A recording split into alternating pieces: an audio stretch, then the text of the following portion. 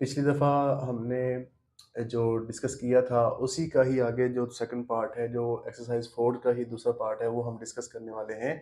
जिसमें हमने 5 5 डिस्कस करने हैं और एमसीक्यूज़ को डिस्कस करना है कि कैसे-कैसे ठीक है, कैसे-कैसे गलत है। पहला है ही speaks as if he B mad.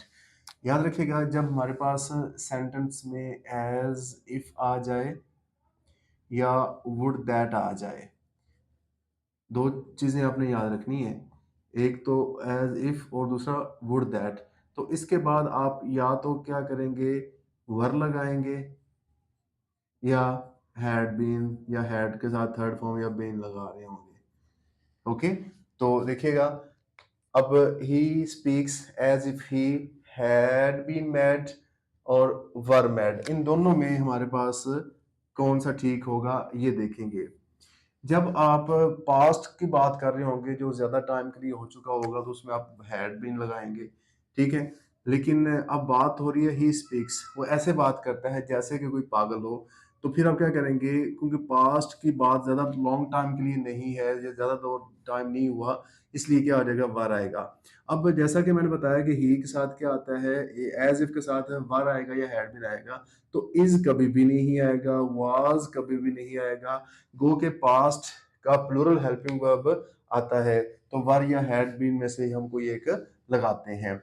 अगर हम वाज की बात करें तो पास्ट तो है लेकिन प्लूरल नहीं है, लेकिन जो इज है वो ना तो प्रेजेंट है ना तो पास्ट है और ना ही प्लूरल है, इसलिए ये नहीं होगा।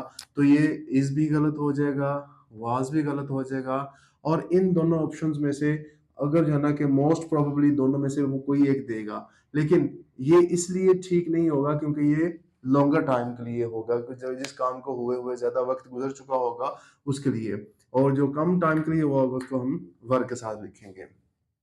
आगे देखें, he come to watch the match next week. हर सेंटेंस के अंदर कोई ना कोई हमें सेंटेंस मार्कर मिलता है, ठीक है? जैसे यहाँ पे ऊपर वाले सेंटेंस में एज इफ मिला था, तो यहाँ पे हमें नेक्स्ट का वर्ड मिल रहा है। नेक्स्ट का वर्ड हमें बताता है फ्यूचर के बारे में।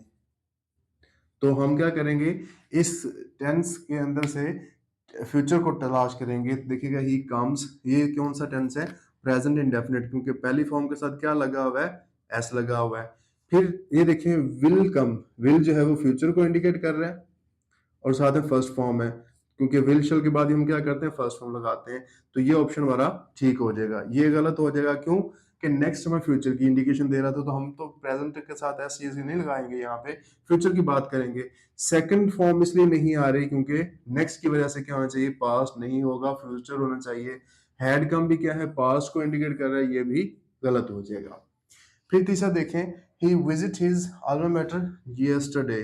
अब यस्टरडे जो है वो हमें किसके बारे में इंडिकेट कर रहा है कि पास्ट इंडेफिनिट टेंस होगा, और सेकंड फॉर्म ऑफ वर्ब हम इसके साथ प्लेस करेंगे। मैंने ऑलरेडी भी अपनी वीडियो के अंदर ये बताया हुआ है कि यस्टरडे, यस्टर नाइट, प्रीवियस, लास्ट और अगो जिन सेंटेंसेस में आएगा उनमें हमने सेकंड फॉर्म ऑफ वर्ब लगानी है। तो विजिट्स पहली ऑप्शन इसलिए गलत होगी कि एस वाली ऑप्शन है। हैज विजिटेड इसलिए गलत होगी क्योंकि ये प्रेजेंट की है, हैज हैव प्रेजेंट को इंडिकेट करता है।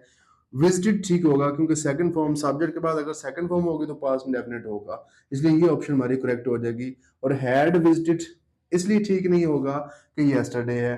अगर जो है ना कि सेंटेंस के दो हिस्से होंगे, वो आगे हम चल के डिस्कस करने वाले हैं कि किस तरह हैड के साथ थर्ड फॉर्म होगी तो दूसरे हिस्से में सेकंड फॉर्म कैसे आएगी, वो आगे डिस्कस करते हैं। फिर देखें, he dash to the airport just now.